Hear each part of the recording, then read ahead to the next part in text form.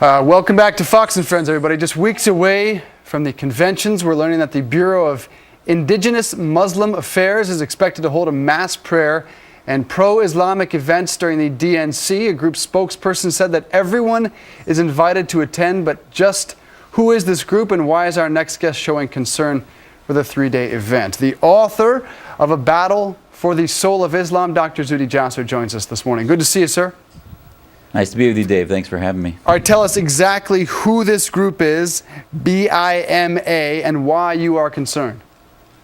Well, I would tell you, Dave, I think the most important thing is, as a Muslim, it would be pro-Islamic to reject BIMA. They're just another of the fifth permutation of Jibril Hough and Siraj Wahhaj and others. If you look at their background, just any quick research, you'll look and see Jibril Hough, who was advertised in the Charlotte Observer.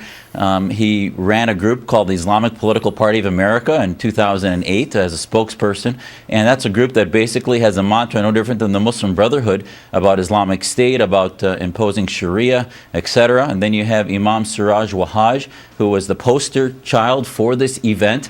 And I talk about this in my book, in 1995, when he was giving a speech at the Islamic Society of North America to over 15,000 Muslims, held up the Quran and said it was our goal as Muslims to replace the U.S. Constitution with the Quran.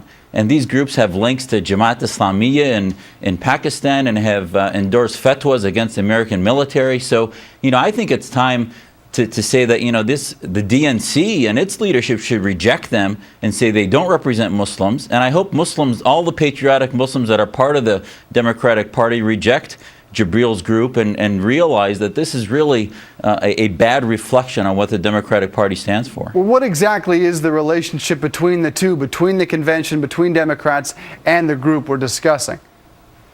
Well, so far there's been very little comment from the Democrats about this event. They even said that they're going to go to the Republican convention also. But, it's interesting. They said as the goal for their so-called just prayer, they're going to have a checklist of the candidates about the Patriot Act, about condemning the NYPD, all the same grievance things that so many American Islamist groups complain about. They're going to push on the platform of the Democratic convention. So I think it's important that you're covering this, because I want to hear from the DNC leadership about what they believe about ideologues like Jibril Hough and Imam Wahhaj, and reject them and say, this is not about religious freedom. It's about a political Islamist group that endorses ideas that are a threat to American security.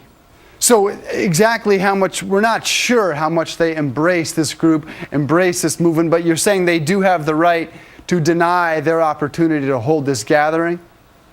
Well, I think, they are listed as part of the functions of the DNC convention. And I think, if any radical group decided to participate peripherally in the DNC convention, I think the DNC should be held accountable for groups that affiliate with their convention platform. So far there's been no pressure about this. They're sort of giving them this platform to participate in the convention. And I think they should be held accountable for that.